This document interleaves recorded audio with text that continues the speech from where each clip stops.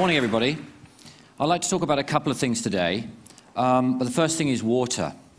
Now, I see you've all been enjoying the water that's been provided for you here at the conference over the past couple of days, and I'm sure you all feel that it's from a safe source. But what if it wasn't? What if it was from a source like this? Then statistics would actually say that half of you would now be suffering with diarrhea. I've talked a lot in the past about statistics and the provision of safe drinking water for all, but they just don't seem to get through. And I think I've worked out why. It's because using current thinking, the scale of the problem just seems too huge to contemplate solving. So we just switch off, us, governments, and aid agencies. Well, today, I'd like to show you that through thinking differently, the problem has been solved. And by the way, since I've been speaking, another 13,000 people around the world are suffering now with diarrhea, and 4 children have just died. I invented Lifesaver Bottle because I got angry.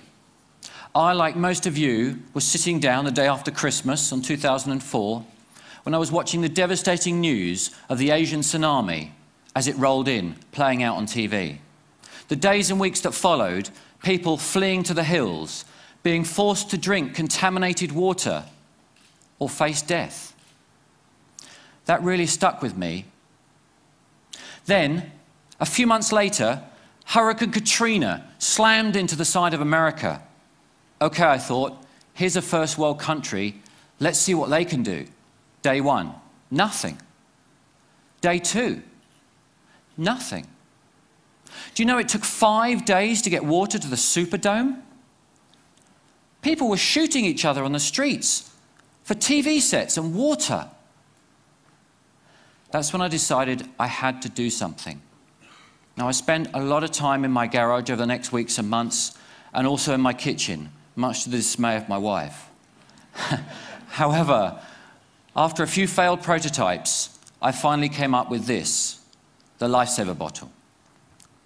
Okay, now for the science bit. Before Lifesaver, the best hand filters were only capable of filtering down to about 200 nanometers. The smallest bacteria is about 200 nanometers. So a 200 nanometer bacteria is going to get through a 200 nanometer hole. The smallest virus, on the other hand, is about 25 nanometers. So that's definitely going to get through those 200 nanometer holes. Lifesaver pores are 15 nanometers. So nothing's getting through. Okay, I'm going to give you a bit of a demonstration. Would you like to see that? I spent all the time setting this up, so I guess I should. We're in the fine city of Oxford. So, someone's done that up. Fine city of Oxford. So what I've done is I've gone and got some water from the River Cherwell and the River Thames that flow through here, and this is the water. But I got to thinking, you know, if we were in the middle of a flood zone in Bangladesh, the water wouldn't look like this. So I've gone and got some stuff to add into it, and this is from my pond. Have a smell of that, Mr. Cameraman. Okay. Right, we're just going to pour that in there. Okay, we've got some runoff from a sewage plant farm, so I'm just going to put that in there. Put that in there, there we go. And some other bits and pieces. Chuck that in there.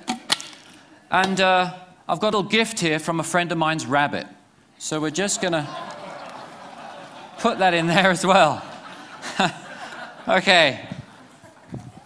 Now, the Lifesaver Bottle works really simply.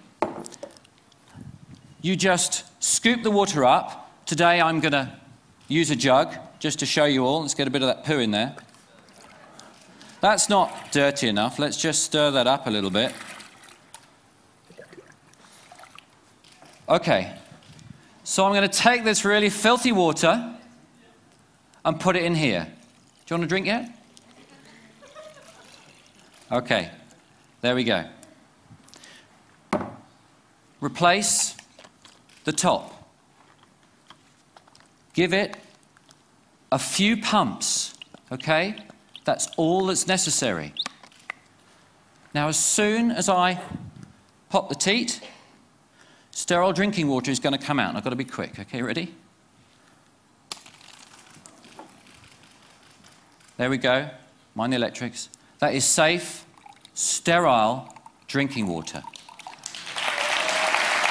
Cheers. There you go, Chris.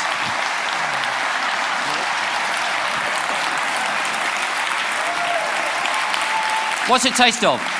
Delicious. Okay. Let's see Chris's program throughout the rest of the show, okay?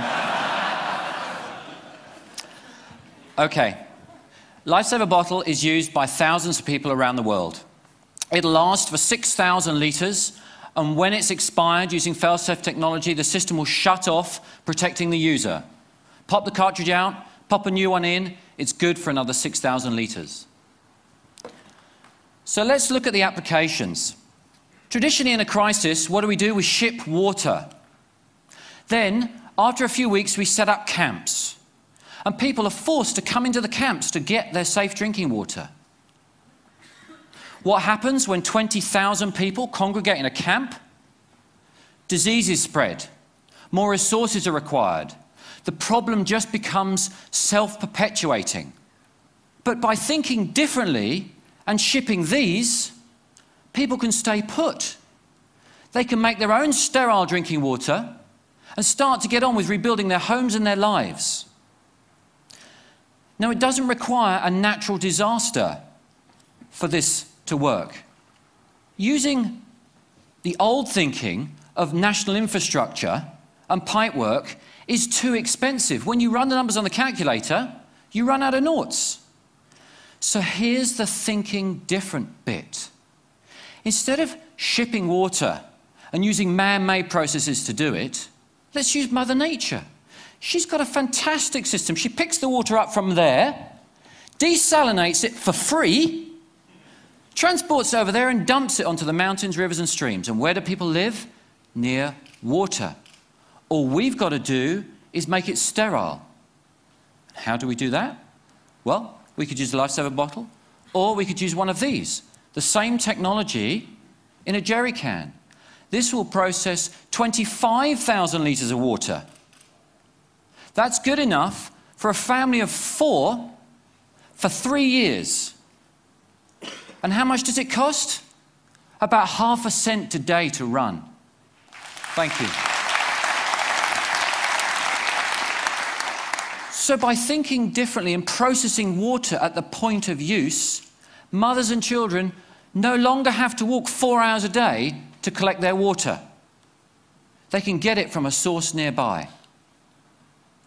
So with just $8 billion, we can hit the Millennium Goals target of halving the number of people without access to safe drinking water. To put that into context, the UK government spends about £12 billion a year on foreign aid. But why stop there? With $20 billion, everyone can have access to safe drinking water. So the 3.5 billion people that suffer every year as a result, and the 2 million kids that die every year, will live. Thank you.